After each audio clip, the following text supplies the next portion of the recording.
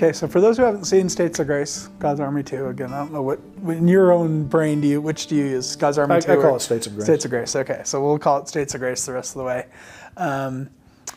Those who haven't seen it, give us the quick setting and the overview of sort of the themes that it's covering. And yeah, States of Grace is the story. We go back to Los Angeles for, back to the same mission. Same mission with a couple of the same missionaries. Right, and my concept with the film was to take the supporting characters of the first film and make them the supporting characters in the second film, and then but bring in new lead characters, which I thought would be, you know, couldn't really place another film that had done that, and I wanted to make a sequel that was better than the original, and I think I did, by the way.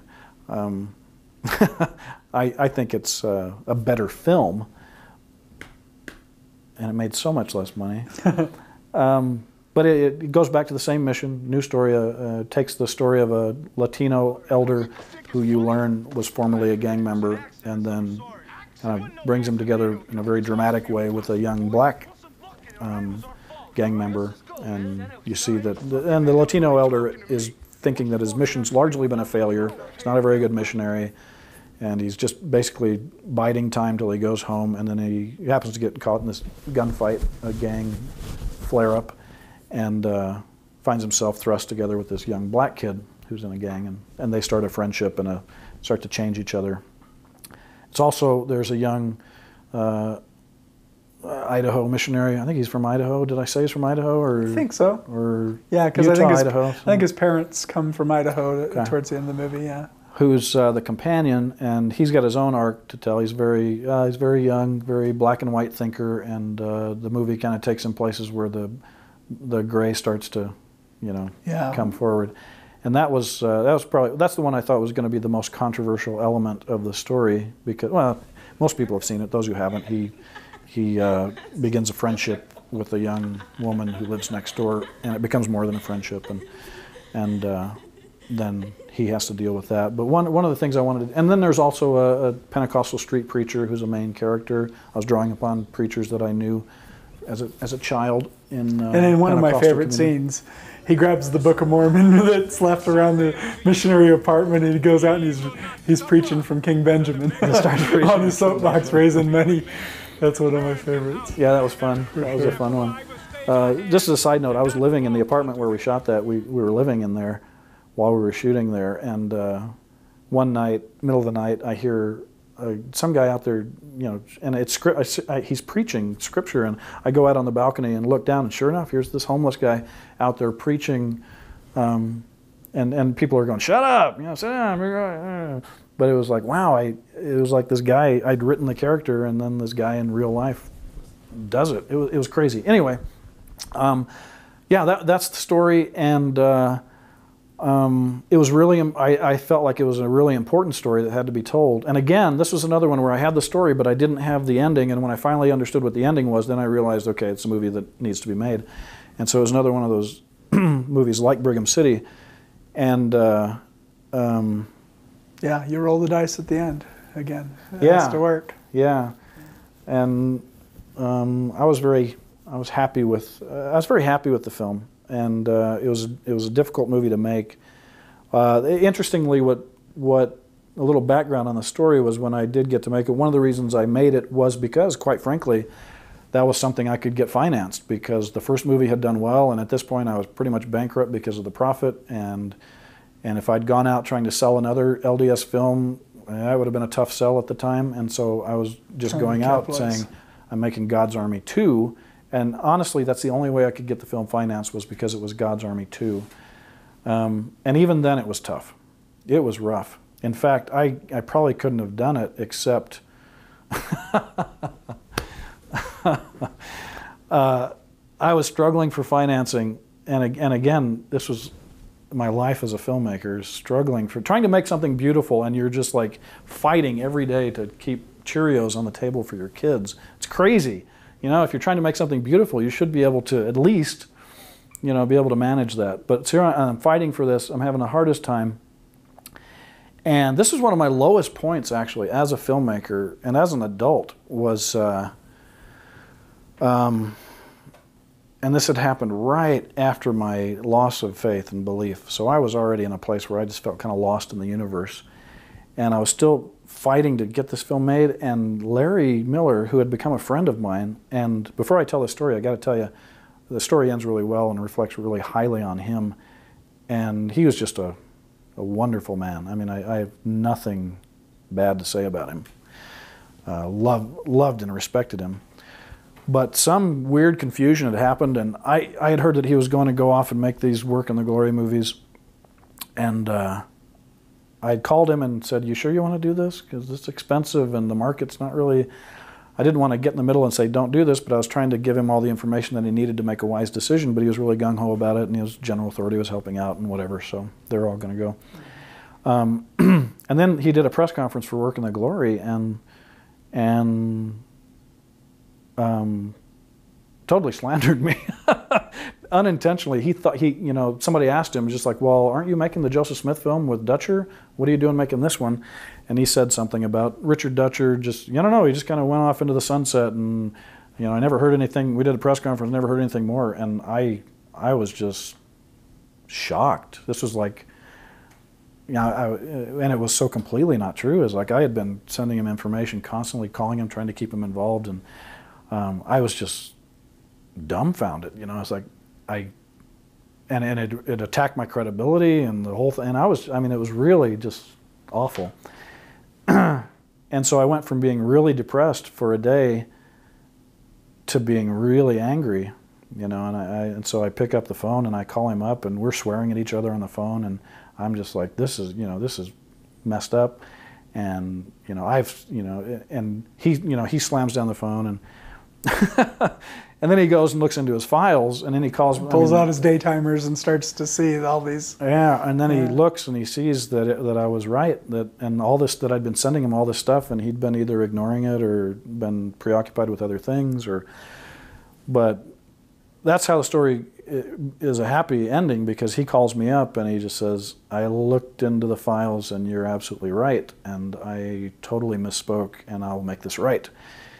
And I said, "Great, well, that's good." And then he said, "And what are you working on right now?" And I said, "Well, I'm trying to get this God's Army 2 done, not getting very far." And he goes, "How much more money do you need?" And I said, "Well, I need about 500 grand. And he said, "Okay, well, let's do it. Let's make it happen." So I think the only reason I was able to get God's Army 2 made was because Larry slandered me and felt bad about it, and so he wanted to make it up to me. Yeah. And so after that, I was like, "Larry, just slander me any chance." There you go.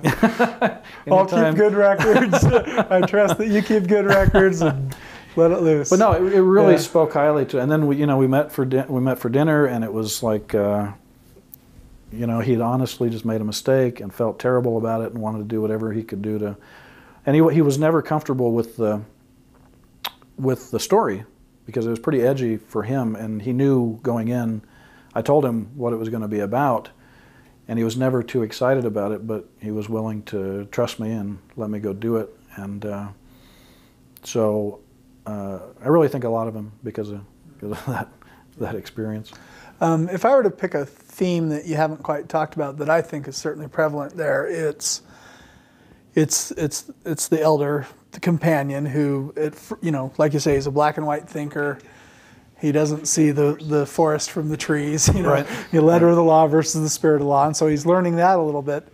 But he's preaching grace, right? You know, and he's teaching it, and he's telling everyone of God's love, and anything can be forgiven and stuff like that. He doesn't understand, but he can't understand it for himself, and so the scene at the end where he's finally at least getting a glimpse of it is so powerful. So I think that's great. And then if I were to pick a couple other things that I think you were definitely trying to take a shot at, and the main one besides letter of the law, spirit of the law, I think is this whole idea that it just needs to be eradicated from Mormon consciousness, and that's the idea of it's better to be dead than to be disgraced. Come home in a pine box rather than dishonored, or however it would be. And you clearly take aim. Right. And you hit. There's a few things I was trying to do. One thing, just structurally, I wanted to tell a story where the character that you think's the main character, it has a certain arc in a traditional story, and I wanted it to have that arc, but then I wanted there to be this other story that comes up and kind of arcs over it. So it's hard to kind of describe, but I wanted kind of the supporting story to kind of become the main story, and the main story to kind of become the supporting story. It does. And it was kind of fun to play with that just structurally and do it. Aside from that, yeah, there were things I wanted. It was the idea of grace. It was very forgiveness, grace, redemption, atonement, all that was very much in my mind. Something I really wanted to talk about, and it's not spoken about enough, I think, in Mormon arts and letters. And so I wanted to just dive right into it. I was interested in bringing the cross into a Mormon story in a very real and powerful way, so that. It's something that always disturbed me in Mormonism, that was, for some reason, the cross is somehow demonized. Yeah. I mean, it's actually demonized. Yeah. And I wanted to just kind of, it's like, can we get away from that? It's just, I'm not trying to make the cross a central image in Mormonism, although I don't think that would be bad. But I wanted to throw that out there and just kind of use it in a positive sense and in a beautiful sense as in the story. So that was interesting. I definitely took a shot at I always hated that story of and I've heard it replayed. Oh, no. Of fathers or mothers saying, we'd rather have you dead than come back dishonored from a mission, or to commit a sin that's that serious. It's better that you'd be dead. It's like, that is so sick and so messed up. And what does that have to do with the atonement of Christ? And so I wanted to definitely bring that out. And I wanted to take a character to that extreme, and what is that? What are the real life ramifications of someone who's been told that? That he actually believes it's better for me to be dead than who I am right now. And he ends up being proved right, at least about his father, holding to that in a very rigid way. Somebody after seeing that film came to me and said, "You know what? Fathers don't come off too well in your movies." And I was like, "Yeah, that's true." Interesting. Yeah, that's kind of true. That's interesting. There's one more piece of that film that I just can't let pass, if it's all right with you. I want to talk more about violence and spirituality and their intersection and whatnot in Falling. The States of Grace has a lot of violence, right, and there's a lot of spiritual stories, but you did. To me, you didn't miss a chance, and to me, I'm so grateful that this chance. I mentioned I like Deshaun, who plays Elder Banks, and you have him come in just for one scene in this, but you do the most beautiful portrayal of the Book of Mormon, a teaching or a story from the Book of Mormon that fits so perfectly at the intersection of this gang members who's trying to make a change. Are you willing to give any specifics about that, or maybe we can cut in? I mean, would you like to flesh out the scene, what story I'm talking? Oh, yeah. To me, it's just absolutely, from that baptismal interview scene to the very next scene, and what Carl does is fantastic. Yeah, I mean, it's a story that I always loved from the Book of Mormon, the anti-Nephi Lehis and the burying of the weapons, who committed murders, and then they bury them and then are willing to be killed rather than take up their weapons again. But the whole, visually, the whole burying of the weapons, especially in a mass sense, they're burying their weapons, they're making a covenant, and then they're willing to die rather than break that covenant. And it was, I don't even know how that came into the story, except it just organically came as I was writing it. And but then it was actually tricky. I remember being a little worried when I had this character actually going out into his backyard and digging a hole and putting his guns and knives, brass knuckles, into the hole, and I thought, this could be silly. I've got to be really careful how I do this, because this could be really silly. But it ended up, I thought, being really nice, and especially when he goes and digs them up again, it's like, oh, this is getting good. Yeah, but the performance of Elder Banks and the way you had him frame that entire thing, you can be a new man, you know. There's grace right there. You've got that piece of grace. Yeah, that's a line I've always liked. When he says, "You be a new man in a few years. He won't even remember the old one." I like that line. That's a good line. Yeah, and another wonderful. I love J.J. Boone, who you've used again in a couple other films, just as this grandmother, who, you know, certainly her own Christian faith, but anything that this grandson wants to do to change, she is 100% supportive of it. And no man is taller than when he's on his knees, and some of his neat lines. So again, for the viewing audience, the listening audience, for Mormon Stories, you've got to get States of Grace. So while we've got this chance, we've now done God's Army, Brigham City, and States of Grace. There's a 3-pack of DVDs that people can get at your website. Right. For how much money? What does it cost to get all 3 of those films together? Frankly, I don't know how much it costs, but it's a good deal, I'm sure. So it'd be cheaper than buying them individually. But but it's the Dutcher collection, I think, is what you call it. And, And you put, it's got the 3 films there. States of Grace was technically also it was interesting because I got to the point where there are a lot of things. You keep asking me about what I like about these films, and one of the things I really like about States of Grace is just some of the visual imagery. I had a little more, this time I had a little more time and money than I had in the past, and so I was able to take, or at least, actually it was about the same budget that I had for Brigham City, but I was able to, I knew the pieces that I really wanted to concentrate on, and so some of the images, being able to execute some of the scenes. The scene where Carl was being confirmed a member of the church while his little brother's being attacked by a gang. That was such an important juxtaposition of scenes for me, and some of the imagery of his body in a fetal position, wide with the red against the green, things like that. That just as a director are very important, and I see them now, and I'm very happy that I'm very satisfied with them. And Carl at the ocean in the film, and of course the ending scene, and just so many things in this film, and so many of the performances were. I think it helped in this sense where I couldn't be in the movie because my character was dead in the first one, and so I was able to just concentrate completely 100% on the images, and the performances, and so I see this film and I see Rachel Emmer's work and Lucas Fleischer as Elder Farrell and the whole cast. J.J. Boone as the grandma was just phenomenal. Lamont, so many performances were just fantastic. That it's a film that I'm very, very proud of. But I got to a point technically where I felt like, the film was very, to me as a director looking at it, was very, very grounded, very solid, somewhat traditional but beautiful, and it still had a feel of an independent film, but it was very. It was kind of a slick independent film. I'd gotten to the point where I felt like technically I had a pretty good command of this, and that was right when I got to the point where it was like, okay, now I need to step away from this. I need to go in the opposite direction. I need something I need to deconstruct my technique a little bit because this is getting too clean. It's getting too nice. Interesting. And so that was one of the things about Falling where I had jumped into that, and it was like everything was different this time. It was like I wanted the film to be grainy, ugly, jumpy. I wanted the editing to be different. I wanted it to. I never wanted it on a tripod. I wanted to just approach this film in a completely different way. I didn't want there to be any music in the film. It was just a complete different. I wanted to shoot it differently,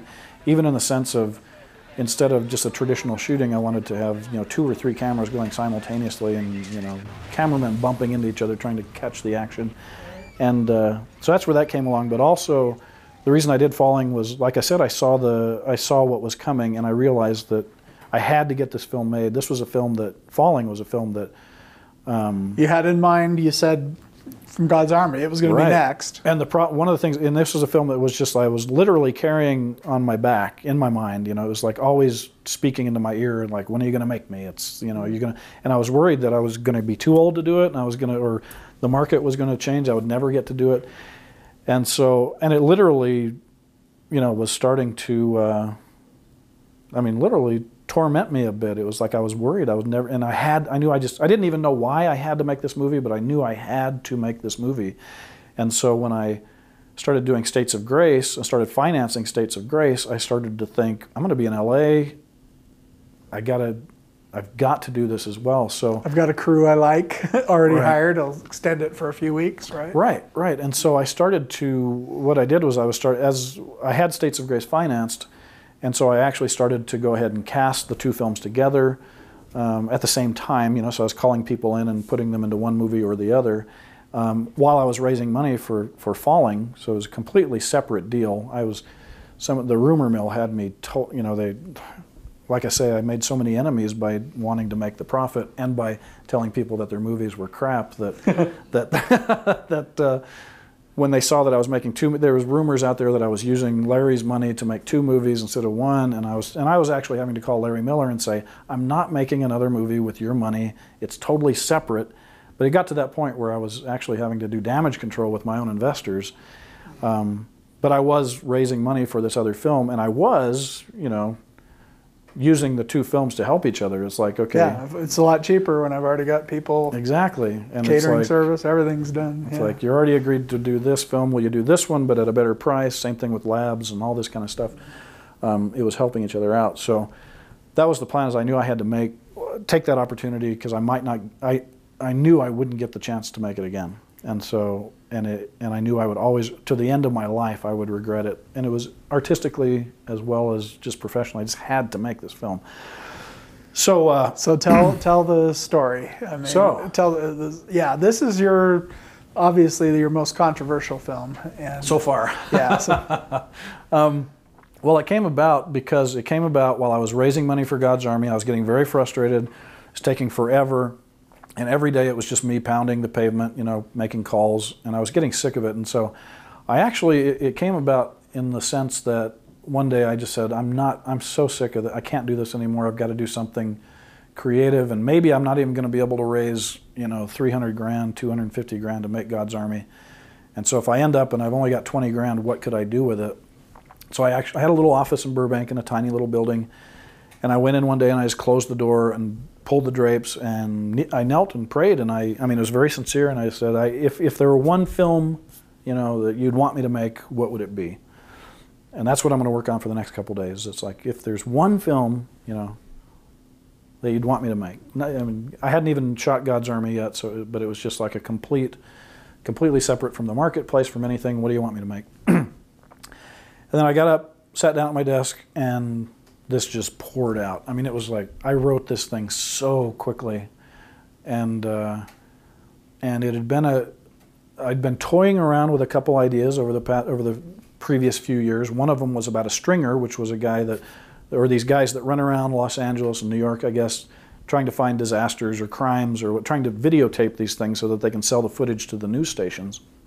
And I thought, and I'd seen like a Frontline or something like that episode about these guys, and had become fascinated with it. So I was thinking of what kind of story could I tell them there, and then I was also playing with the idea, just this person undergoing a spiritual transformation, much like I had undergone after Girl Crazy. And so I was writing that spiritual, and then when I thought about combining the two, they both really came alive, and I was like, oh, this is it. And so when I realized that the two could work together, then it was suddenly about a stringer who was having a spiritual transformation, but he had also set in motion. What happens is he videotapes the murder of a gang murder, and sells it, and then, of course, so the images are, televised worldwide, and the police are looking for the gang members, but they haven't caught them yet. While the police are looking for the gang members are looking for whoever took the video. And also, he's married to an actress and they're both lapsed Mormons, right? And so they both have, their integrity is being challenged by their career choices. Right. Yeah. So they're sacrificing their integrity. Right.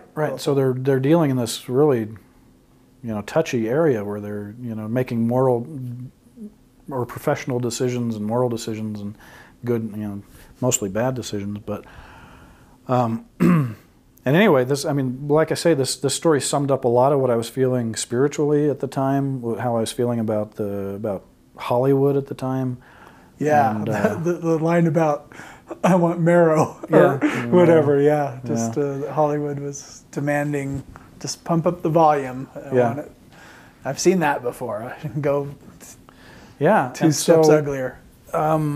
and so that's the basic story, and I jumped into it. I want to do it very realistically, and so we finished States of Grace. We finished shooting States of Grace, and the money that I was trying to raise, I hadn't raised yet, and so we had to take a break. So we were down for about 6 weeks while I continued to try to raise money, and had someone else trying to help raise money.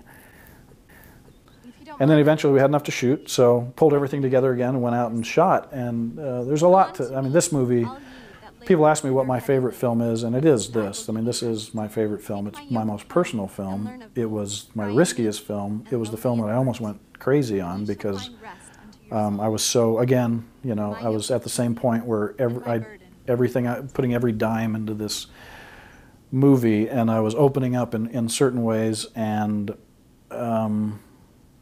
the experience of making States of Grace had been really difficult. You know, I'd been away, by the time I made Falling, I'd been away from home about 5 months and was broke except for what I could pay myself while I was working on these films. And I was working, you know, these 16, 18-hour days. It was insane. And I was just spending myself in every way, every resource, whether it was emotional, you know, physical, emotional, spiritual, financial, it was all being spent. And so it was the most painful movie I've ever made, and the people that were really close to me while I was making it were aware of that. Crick works with me on just about every film, he was aware. And some of the other, Virginia Reese was aware, the actress. There were a few people who were aware that I was really walking a fine line here. And wow, what a story. Let me go back and clarify one thing, so I don't want you to lose your track there, but you said it expressed what you were feeling at the time, and I think you were talking about that being the time you were filming it, all the frustrations with Hollywood and the various things. But you wrote this back at God's Army time, and so I think even though the main character in Falling he's in a spiritual crisis, you probably weren't in a spiritual crisis at the time you wrote it, were you? No. So yeah, it's more yeah. So let's clarify those kinds of things. So no, it was, and I've talked about this a little bit, where it was like collaborating with, because I wrote the film at a certain place in my life, shot the film when I was at a certain place. This was after my loss of belief. So I was at a certain place there, and then after we finished shooting, I was editing States of Grace, releasing States of Grace, and then I finally was able to go back and work on Falling. So that was even a couple of years after I'd shot it, whereas by that time I had come into more peace with my life, my spiritual journey. So yeah, it was very interesting, because it was like collaborating with myself, but at different points stages in my life. Yeah. It was fascinating. Well, I remember you and I really became friends during the fundraising process for God's Army 2 States of Grace. Right. And you were, I felt a real kinship with you. We were both, we were having our eyes were a lot wider open to right. the good, bad, and the ugly. But it was we mostly connected over interest in Eastern approaches to spirituality and things. That's the base of our friendship. So I can testify that you were not anti-Mormon at the time. You hadn't made full decisions. Oh no! And this is when you're raising money. Well, I've never been anti-Mormon. Yeah. It was. That was another one where it was interesting, because by the time I was shooting the film, I was in a little different place, and even though the script didn't change hardly at all. Yeah, I can see this script coming out of a faithful person. Yeah, because it is a chicken's coming home to roost. If you've set your life in a certain motion, there's consequences to every action. Yeah, and it's a very very moral film, even though a lot of people have a hard time recognizing that, because it's so violent. Because it's a very violent film and very it's got a grit to it and a realism that you don't expect. But yeah, I think it's a very moral film. It's a tragedy. I mean, it's very, in a classic sense, it's quite a tragedy. So I think, and tragedies are moral. I mean, they just are. So yeah, that was the process. what was I talking about before? I was talking a little bit about deconstructing. So if you watch the film, you'll notice how, I mean, I think you'd be very surprised how stylistically different it is from States of Grace, Bergen City. I mean, it's very different, but I was very happy with it. And oddly, I found that there are some images that where I feel some of the most beautiful images I've ever shot. And but while I was deconstructing the image, well, that's a weird word, but maybe while I was trying to basically uglify, I was trying to show Los Angeles to be the ugly place that I often feel it to be. And so, but while I was trying to make it ugly, I often at times, hit upon these beautiful things. And so there are things that when I see the film still, I just look at them, and the way the colors and the shadows and everything, it's like, wow, that's a gorgeous shot. And I love grain in a film, and so some of the images in it with the grains and the colors and the shadows, it's beautiful. Well, and it's interesting what you're saying. You were dialoguing with different parts of yourself at different. The character, he meets his younger self at various points of the film, and the innocence that he had at one time versus where he's at now, and one of the things that you made the choice to do is leave this character and his spiritual, as well as physical, end still a question mark. Well, I don't think it's much of a question. Okay, but so you don't have him. There's no. Well, there's a little bit of an ambiguity there, but I know for me what happens, but I don't. I allow the viewer to. I allow the viewer to come up with an alternate ending if that's the way they want it to end. It's like, okay, it can end that way too. That's fine. But what you're talking, there is something that we've talked for hours now, so I'm trying not to leave anything out, but. One of the things about the process, one of the most fascinating things about the process of making Falling was watching it evolve. Like I say, I was editing a couple of years after I had shot the film, and whether it was the writing, whether it was the directing, whatever, I was investing everything I had in it.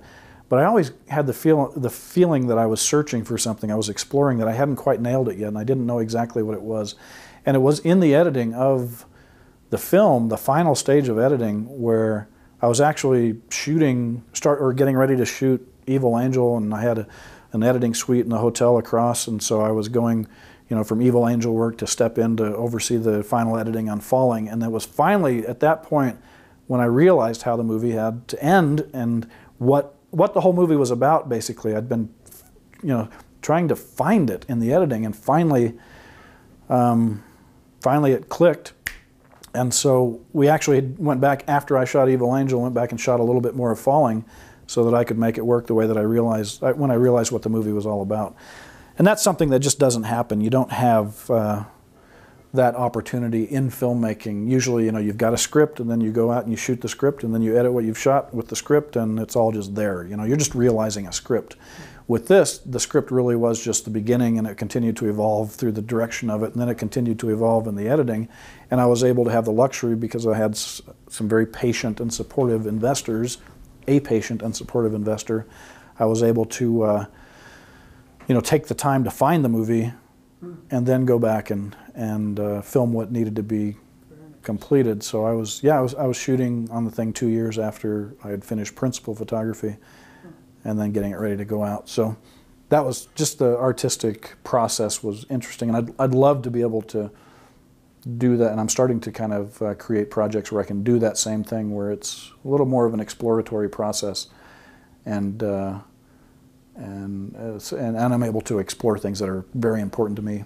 Would you say that Triptych, what you're doing now, Triptych is one of these that you're talking about in that way? Triptych is absolutely one of these things. One more thing I want to talk about Falling before we leave. And I've got two things myself. Okay. So. But it's like 3 days into shooting, I decided I was the wrong person to play this part. And I was like, I thought, I'm screwing this up. I'm totally screwing this movie up. I was very focused on the fact that, I'm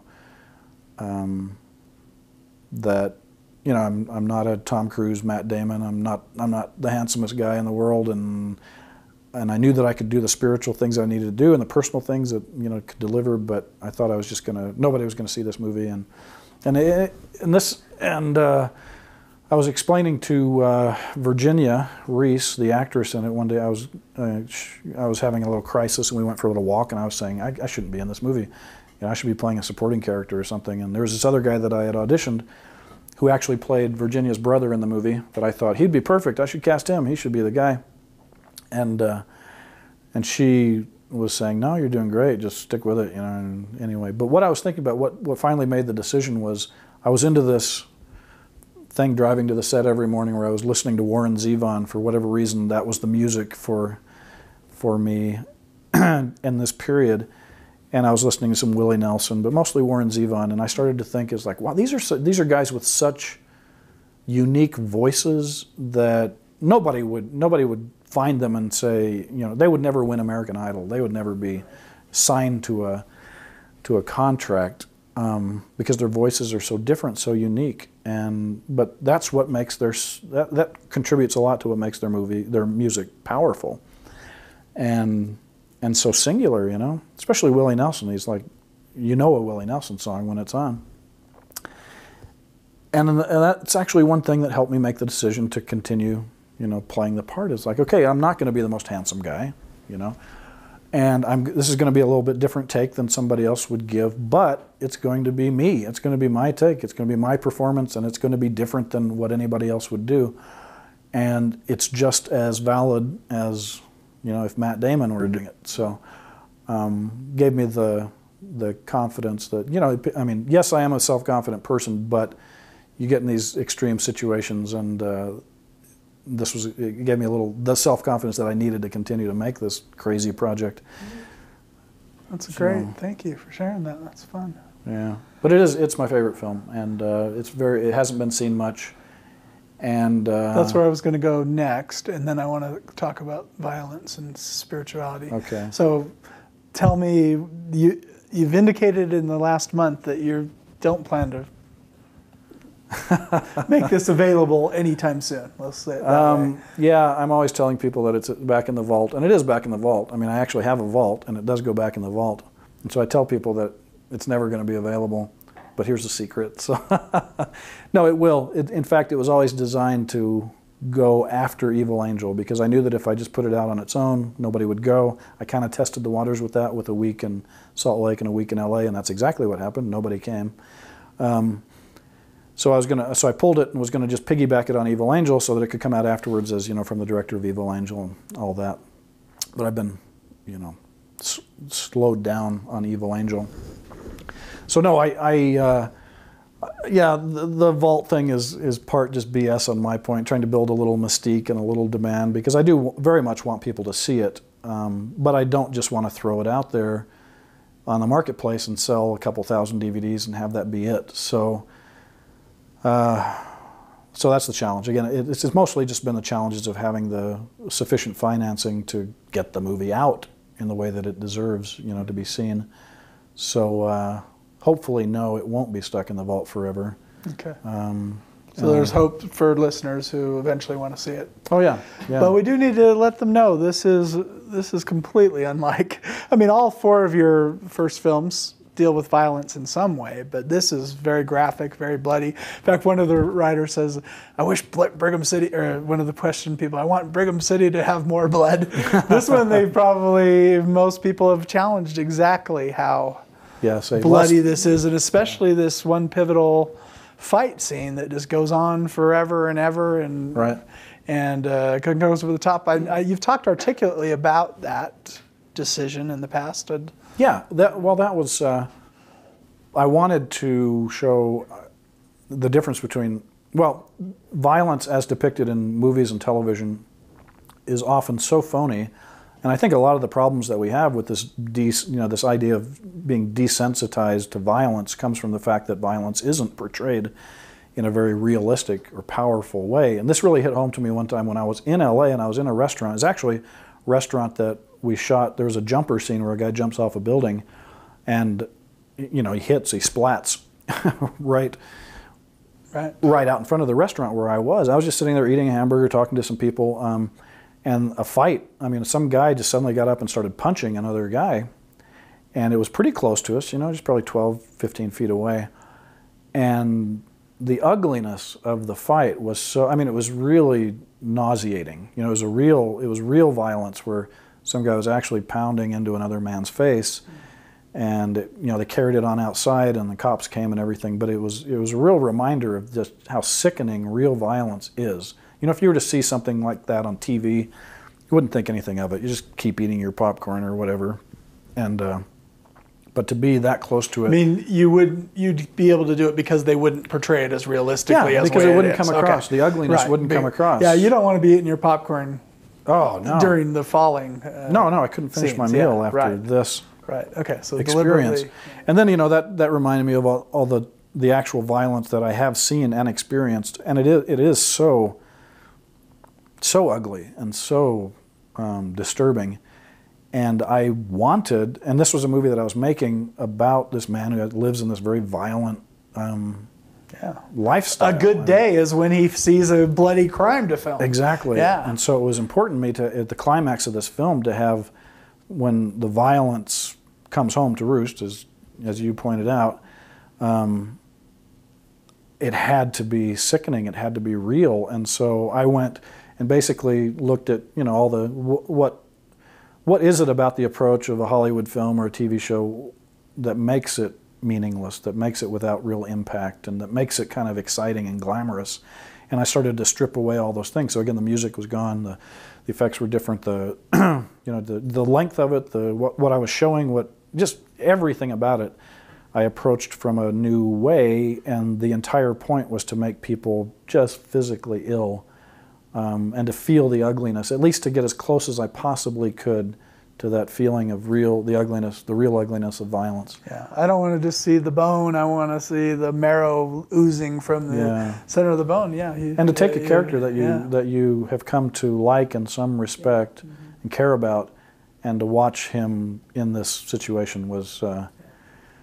And so it was meant to be sickening, and so when people have said that it was sickening and that I went overboard, it's like, oh good, I succeeded, because you were meant to be disturbed and sickened, and so did I push it too far? Maybe only in one shot that I, watching the film recently, and there was one slow motion shot during the fight scene that that I wouldn't do again.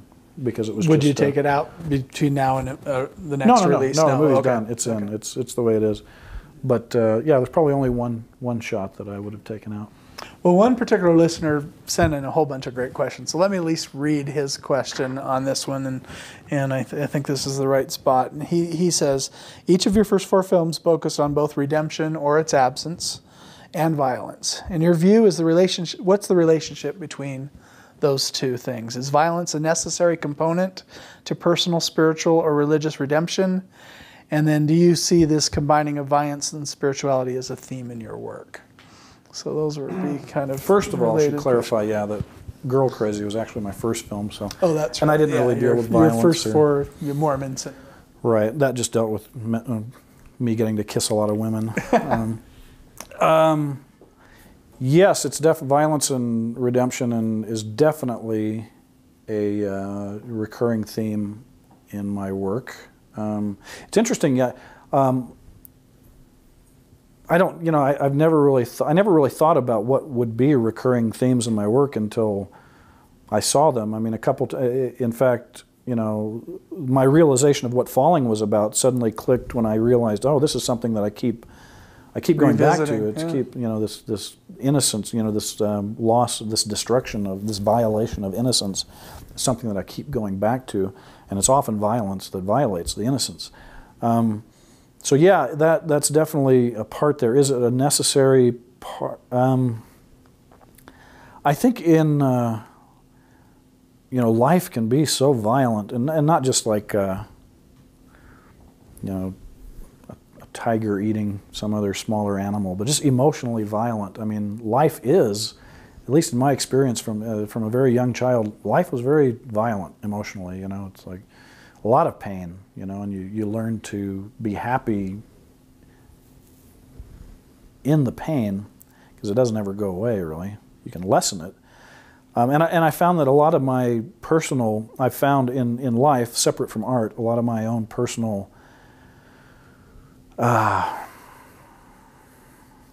epiphany. That's kind of a soft word to use, but my own personal understanding, moments of real perception, clarity, understanding, growth. You know, my moments of real growth as a human have been usually after some very emotionally violent experience. And I've had a lot of, I mean, like, I think I'm very affected by violence, which is why I keep going back to it, you know.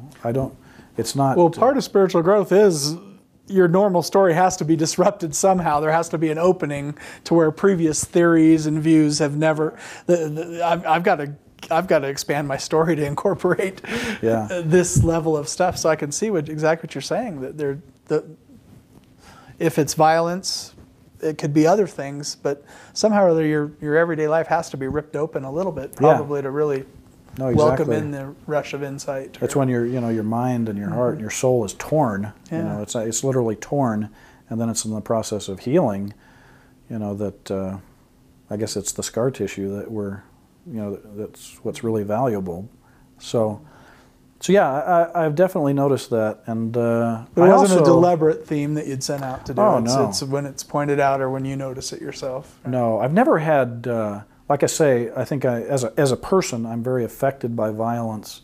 As a child, I saw so much. You know, my father and mother were, you know, their arguments were not, you know, calm intellectual debates. There's a lot of throwing and fighting, and that stuff leaves a mark. You know, that leaves and also growing up I was a little kid. I matured late, and so I was always one of the littlest kids in class, and I was always moving to a new school because of my dad's businesses, and so I was always fighting. You know, I was always having to prove myself, and so I think that probably contributed to that, and having to fight even though I was sickened by it. So yeah, violence. I don't know how you can tell stories without, you know, violence, and I think it's something that's very important to examine and to explore. I think, you know, that kind of irresponsible violence is irresponsible, you know, and it's funny that people don't have a problem with that. You know, it's like nobody has a problem with, you know, Magnum PI and people, you know, boom, boom, boom, boom. But with falling, when you're really looking at it the way that trying to look at it the way that it really is, people have a problem with it. So. Yeah. Well, and you look at Christianity, the whole story centers on a very violent act. That you know, redemption and grace and spiritual stuff has flown out from that crevice or that intersection. And I really honestly don't understand. There's a disconnect for me as a storyteller, I think, because to me, I know that it's a story, and I'm constructing it from the very beginning through the words and the images and the performances and the editing, everything. And so to me, I don't really, when people come to me and say your movie's too violent, I kind of look at them with I don't really understand that. You know, it's like, no, it's not.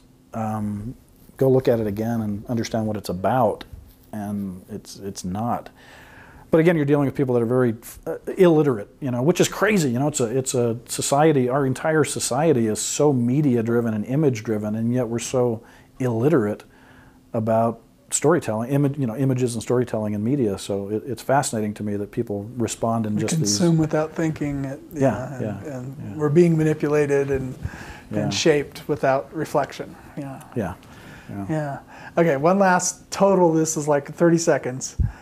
Prop in the somebody has asked, what is with the Christus statue that's in the front of your offices here? And that comes from a replica that you needed to have made for falling, right?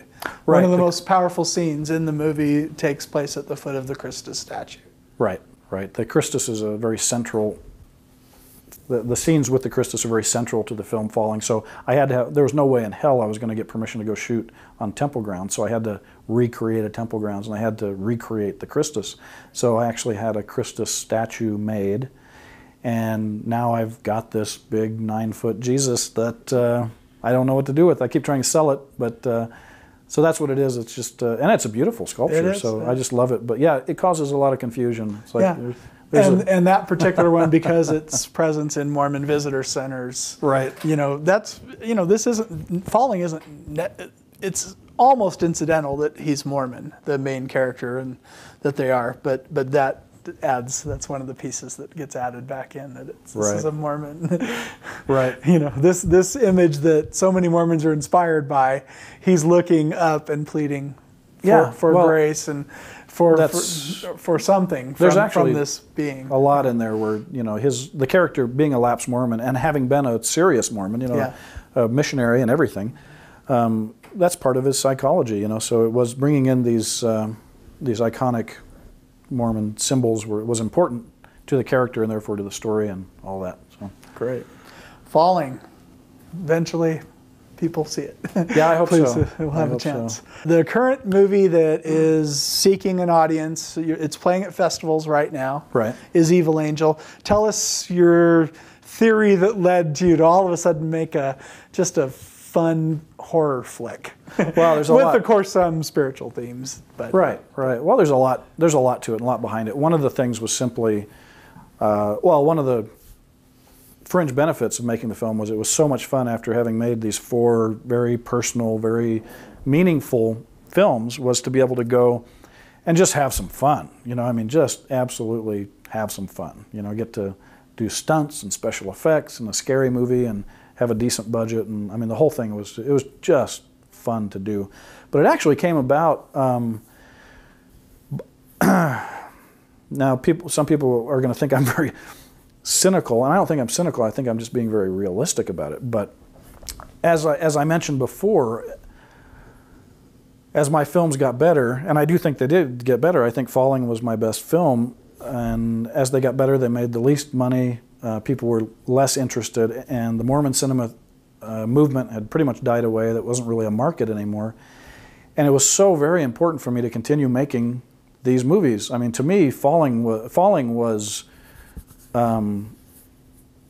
as far as I was able to get down that particular trail, and it was very methodical. It was God's Army led to this, to this, to this, to Falling, and I wanted so very much to continue because that kind of filmmaking where it's not just where it's really an exploration, and the film itself helps me to progress spiritually and as a human being, and which leads to the next film and the next film. It's become something of a necessary, almost an addiction, where it's like I've got to keep growing, and this is the way that, for whatever reason, this is how it works for me, more so than anything. Maybe I could get the same thing out of writing, just writing purely novels, but whatever, this process is very important to me. And I saw it dying away, and I was like, I'm not going to be able to do this anymore.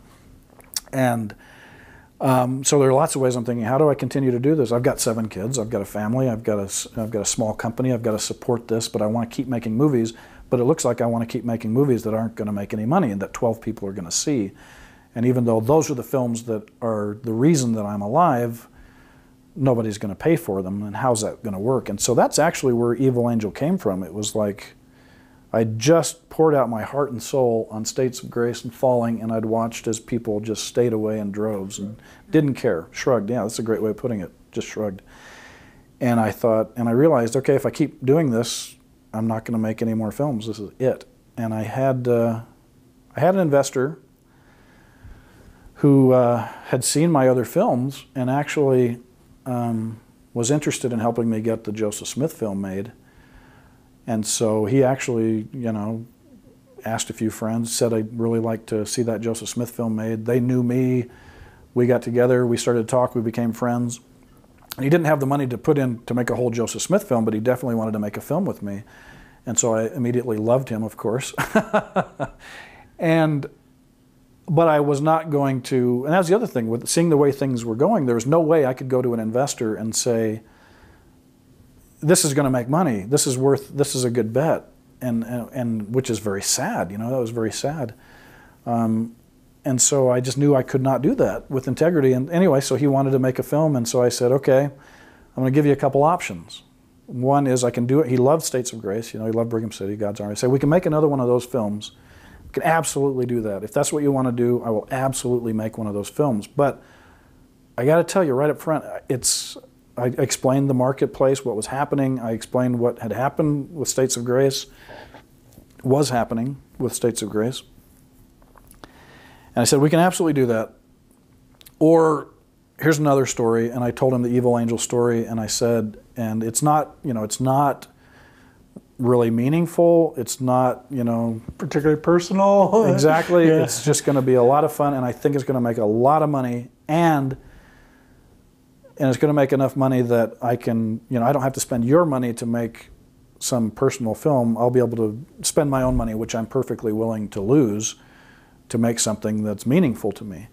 And so that's actually where it came from. It was just simply a decision. It's like, nobody wants to see the films that I want to make. Therefore, I'm going to make the kind of films that they want to see, and then make enough money at it that I can make the kind of films that I want to make and not lose money for anybody. Because to me, losing money on a film and disappointing an investor who's put in, it just makes me sick. I mean, literally physically ill. Because every time I've gone into a film, I've gone in believing that it's actually going to make money. And when I've been wrong, it's just painful. Yeah, devastating. It's awful. So that's where that came along. And so Evil Angel came, but I loved making it. It wasn't like, all right, I'll go do this one for them so I can make one for me. It was just like, I can do this too. I love doing it. And I actually did have a great time with it.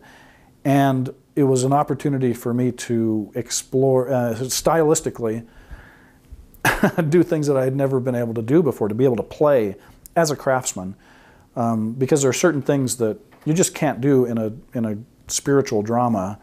Certain things you can't do with the camera or with the editing, or you just and you can't do it. And so it was fun to be able to go where basically I could open up the whole toolbox and I could play with every tool that was there. And so I had a blast. I had an absolute blast. And from a moral point of view, you got to film it at Salt Lake City. That was a bonus. I got to film it in Salt Lake City, close to my family and close to a lot of people that I love to work with, and I had a blast. But I was also able to do something that was something I hinted at earlier in this 8-hour conversation, but that was there's a part of filmmaking that's an exploration, and there's only a couple things that I've ever done in film, but Evil Angel was one of them. It was like, okay, here's an opportunity, and I had left the church, not publicly by the time I was shooting it. I think publicly it was right after I finished filming, but I had left, and so there were things that were concerning me, things I wanted to play with.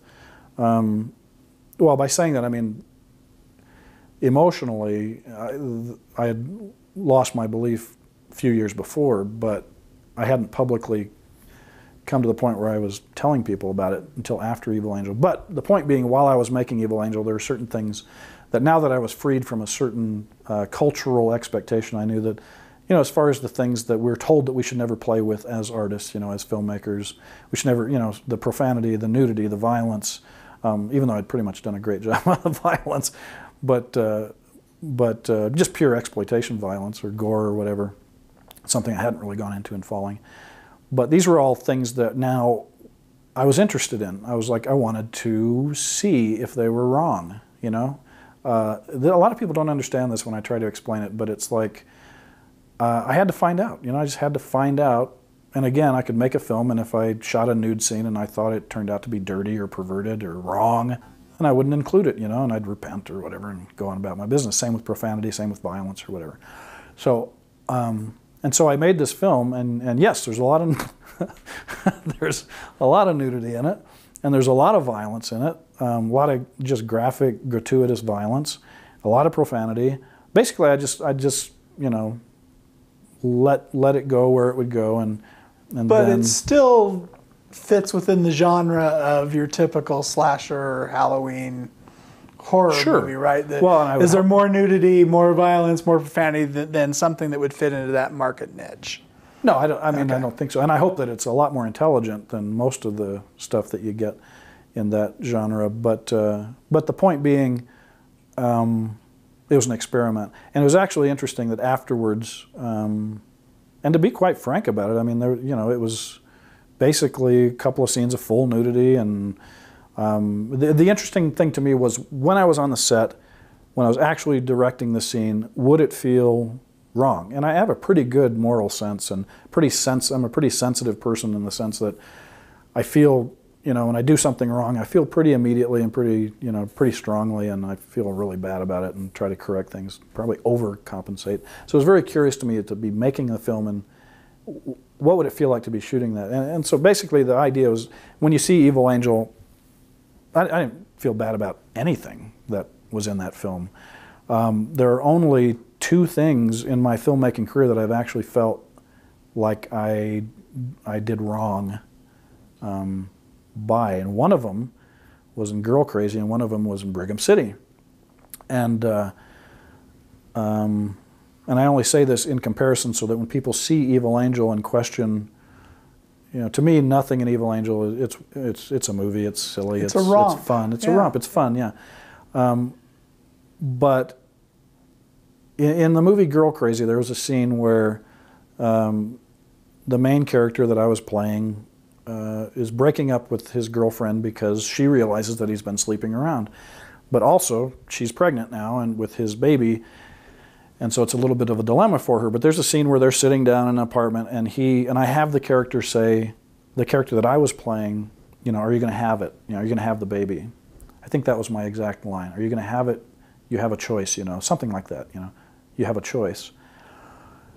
And I was always uncomfortable with that. I kind of felt like it was, that, because my own stance on that would be no. Once the embryo is begun, once the life has begun, you don't have a choice anymore. And so I was I kind of felt at the time like I was a little pandering a little bit to, to another opinion, or the more popular, the more politically correct, at least in LA, politically correct opinion.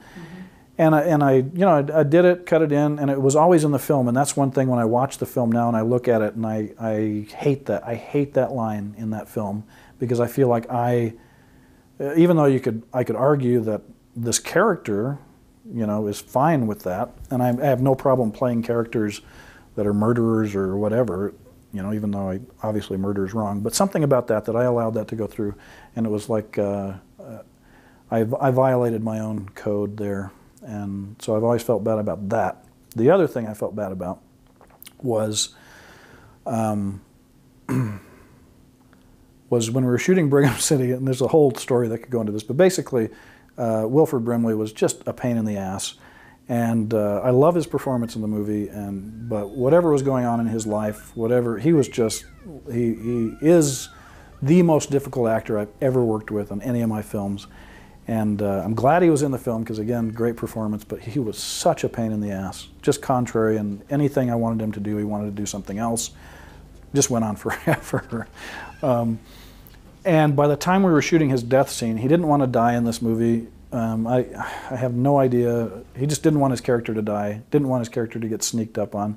So I'm giving a little spoiler for those who haven't seen the film. But it got to his death scene, and he obviously hadn't read the scene before it was the day to shoot it, and so when he was reading it, he was grumpy, didn't want to do it. I was basically forcing him to go through this scene till we get to the very, very end. And this was after, several days of just constant conflict with him. And we get to the point where the gun's supposed to come in to the, he opens the doorway, sees the girl in there, and then the gun comes in, and he's supposed to, what I wanted him to do, I wanted him to turn to the gun, and then we'd cut away and we'd hear the shot. Explain to him what we want, we do the thing, the actual killer wasn't there, so it was just a prop man that was holding the gun. Sticks the gun into him, and so it's like action. Okay, he opens the door, he sees the girl, the gun comes in, and I'm like, okay, Wilford, turn. And he just stands there, refuses to turn his head. So I'm like, cut. So I go up and I explain to him again what I want, Same thing, gun comes in, okay, Wilford, turn. And I was getting to the point, I was like, please, just turn. And he wouldn't do it, and so I'm like, okay, fine, I don't need you to turn, I want your eyes. It turned out to be better this way anyway, but I said, okay, I just want your eye, just look, and that's it, just look. You don't have to turn your head, just look. Okay, and action. Gun comes in again. Okay, Wilford, eyes. Move your eyes. Wilford, look at the gun. And he just refuses, and it's like and finally I'm so frustrated that I go to the prop guy and I'm like, give me the gun. Give me the jacket and the gun. And so I'm like, okay, I'm going to play the guy now. And really, fundamentally, really all I want to do is stick a gun to his head because I was so furious with him by this point. And so, we do action. I put the glove on. I've got the gun. Of course, it's an unloaded gun. There's no danger. But still, we did action. And so I put the gun to his head. And as I did it, I felt, I am the biggest jerk. This is so wrong. This is so messed up. And of course he didn't look at the gun. So I pulled it away. I let the prop guy finish it up. The end of the story is finally, the gun comes in after like 8 takes or however many. And finally I was just like, Wilford, look at the gun. And finally he just looks like this, like, cut, fine, we're done, move on, we're out of there. So we finally got it. But that actually, even though what ended was up that his last day of filming too? No, there's another one, I think, another one or two. But that was I was so frustrated with him, but actually, even though that isn't a piece of the film, those are the 2 moments in my filmmaking career where I felt like I did something wrong. Yeah. And so, but not an Evil Angel. No, not an Evil Angel. And just to throw back another thing on Wilford, yeah, excellent performance. So I think his performance was pretty much worth the headache. No, it is a great performance. Yeah. Couple more questions on Evil Angel. If you'll give a quick synopsis of the Lilith and just the story arc, if you don't mind, and then just what's happening with it right now, what you would like to see happen next with Evil Angel. Yeah. Well, Lilith is based on, at least the main character is the character of Lilith, who in Jewish mythology was a character of Adam's first wife. So when I heard about this story, it was fairly late in the game. I probably only heard about it maybe 7 or 8 years ago, about the idea that there was this character who was Adam's first wife, but she wouldn't let him be the dominant one, and in lovemaking, or mostly in lovemaking in other ways, and so she was basically rejected, and she wouldn't toe the line, so she was kind of cast out, and then God created Eve instead, who worked out, and then she became this figure who was kind of the enemy to humanity. And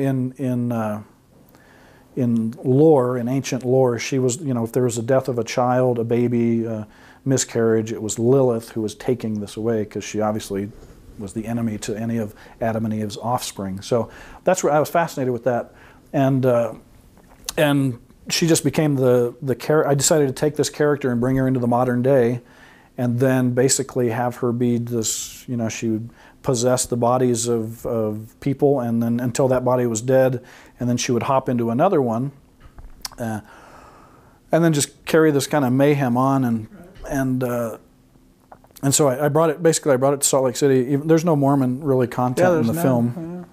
If there is, it's pretty buried, and in fact, most people don't even realize that it's Salt Lake City. They're always kind of amazed. I wanted to shoot it in Salt Lake. I wanted to shoot it in Chicago, but I didn't have the budget for it, and so I just tried to shoot every cool old building that I could find in Salt Lake City, and I think I made Salt Lake City look pretty cool. And but that's the basic story. And there's an ambulance driver who's our main character, who has accidentally gave the wrong medication to a prostitute who was diabetic, and he didn't realize it, and so she had overdosed. And anyway, he accidentally kills this character, this woman who was the host for Lilith. Was the host for Lilith. Yeah. And then Lilith has some business to take, so she jumps into another body, comes back to take care of some other vengeful business, but also just for fun, decides to have some fun with this guy that accidentally killed her. Mm-hmm. And so it's a fun ride. It's kind of a longer movie for a horror film. It's a 2-hour film, and but the pace is pretty, it's pretty good pace. And I had the opportunity to basically play with everything. So, in fact, there's one shot in there that I've never seen anybody do. I've never seen another director do, and I was very proud of it. And I'm also proud of the fact that most people don't comment on it. So, gonna share or not? No. Okay. No. But next time you see it, just check it out. Good. But where it is now, it's it's finished. And the film star, the most recognizable star of the film is Ving Rhames, who was in Pulp Fiction and Mission Impossible and recently Piranha 3D. I loved him in Dave. That was it. In Dave? He's the presidential bodyguard in Dave, yeah. And where it is now, it's finished and it's hitting festival. We won several awards and festivals, but it's kind of in a tricky and a risky place right now because it's ready to go into the marketplace, but I don't have the funds to get it out into the marketplace. So that's one of the things. That's if you were to distribute it yourself. Your real goal would be that somebody buys it. My real goal would be, to sell it to one of the studios, and it's definitely a studio. Yeah, it seems. You've seen the film. Yeah, several times. So it definitely looks like multiplex fare, but the only offers we've gotten from bigger studios are so pathetically low that I can't go back to my investors with that, and say, oh yeah, we made that. Besides, the studios are notorious for not paying anymore. So, I mean, paying what you should really get, creative accounting, and so basically what you get as an advance is usually pretty much all you're going to get, and the advances are nowhere near enough to pay for this movie. So yeah, I'm kind of left in the situation where I've got to put the movie out myself, which is fine. I mean, I've had some experience. I know how to do it, so I can definitely get it out there and as wide as I want. I have the relationships with the theaters, but right now I'm just trying to pull together the financing that I need in order to get the film out there. So really, that's what's holding me up. I would have loved to have had that film out last year, but it's just simply been a struggle with the economy the way it is, with my trying to work mostly with Utah investors. It's been difficult, and that's kind of been holding up Falling as well, because of course I want to piggyback Falling with that. So hopefully within the next year we're going to get it out. But that's my main focus right now. What's your dollar amount? Trying to raise What's your money. dollar amount to do a distribution? Minimum amount that you would need, and also your ideal amount to do the distribution. What I am doing with it is a unique approach. I need $400,000. I could do it with $300,000, but basically that's just the amount to release it in a contained region and show that it performs on par with the studio releases, and then using that data. It's a very scientific approach, frankly. Using that data, showing that it performs like a studio movie, or a movie that would make $35–40 million, then be able to go out and raise the $8 million to go out and pull in the $40–50 million. So it's $300,000 to $400,000, and then trying to raise $8–10 million to put it out wide. But it's absolutely going to work. I mean, it's the same. I feel the same way about it as I felt about God's Army, where it's like, I know this is going to work. I've just got to get the financing, the money to show it out there. Yeah, why don't you just take a second, because a lot of people are, at the end of this interview, I'm gonna tell you, there's people that want to support you and they want to support your work, but just in general, why is opening box office weekend so important, and why is it so important that you vote with your feet when it comes to a movie and something like this? Yeah, well, you're basically going into a big boxing ring. Well, it's not even a boxing ring because there's 7 other people in there. It's like boxing with 7 other people, but you're mostly fighting for the space in a theater. So it's so incredibly important that when you open, basically people should come Friday or Saturday. Absolutely, because that's what makes the decisions on whether the film gets held over another week. Because if you have a week opening, a Friday and a Saturday, and for instance, if there's 8 films playing in a multiplex, and you're one of the bottom 3, and there's 3 more movies coming in the next week, well, guess who's getting kicked out? It's the bottom 3 that are getting kicked out every week, so that the next 3 can come in. And so, and if you're dealing with a big movie like a Harry Potter that's going to take half of those screens anyway, well, half the movies are going to be kicked out in order to make room for that. So that's why it's incredibly important, and that's why, for me with States of Grace, it was a battle, because I was always coming in like the last third or fourth and having to fight to keep a space, even a tiny little space, so that the movie could try to generate enough word of mouth so that it would grow. And it didn't, except in a couple of theaters. In the theater in Provo we did really well because the buzz was good on it. But that's why it's so important, and that's why you're throwing so much money into marketing for that first weekend, first couple of weeks, so that people come out and it's a crazy model. It's really become crazy where the studios they throw everything at that first week, and then and then you see the film drop off, 50%, sometimes more. But also theater owners make deals with studios that, I'm going to play everything you release for my location. No, I fought for with that. Even weeks. with God's Army, I remember we were doing great. We were doing, in fact, some people were taking us on, just because we were doing so well, where we would be, one of the top 3 in the theaters, and then some of the distributors were calling the booking agents for the exhibitor. The exhibitors are the actual movie theaters.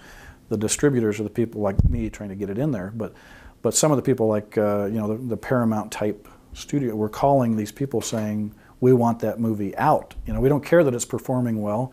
We want it off of your screens, and if you don't do that, you're not going to get Spider-Man. Get our next Spider-Man, yeah. And so it's a crazy, it's a kind of a crazy business. It's bare knuckle sometimes. Okay. So right now, people can become a friend of Richard Dutcher on Facebook and learn what festivals it's playing at, and perhaps you'd catch it. Right. Festivals are giving you good reviews, so you're building up the critics' praise for when you do open it and all that stuff. But right now, $300,000 to $400,000 would be the real support that you'd look for right now to say, I want to have this have a chance to prove really itself. Go places to prove and it will prove itself. And it's that per screen average that they're talking about, right? Yeah. So actually, some people, when they say, "What's the best way for me to help you, make more of your personal movies?" It's like, well, help me make this little slasher. Help me make Evil Angel a success, because when that's a success, you won't have to help me make my personal films, because I'll be able to keep doing that on my own, and not risk anybody else's money. And it is important for me to keep saying that is what I'm all about, is those movies. But I'll make a horror film, a romantic movie, comedy. I'll make a romantic comedy. I'll make a flat-out comedy. Anything that'll help me get my films made. Absolutely. And besides, I love all kinds of movies, so it's not like a big sacrifice to go make a romantic comedy. It's like, sure, if that'll help me, I'll do a great job with it, and I'll get to make something personal one. Yeah, right now, are you open to making other people's scripts, or would you still want to be the one who would write whatever genre film? No, I'd still want to write it. Yeah, absolutely. I mean, I suppose if somebody came to me with a good script and the money and said, we'd like you to direct this, like, okay. But the preference would be to do it.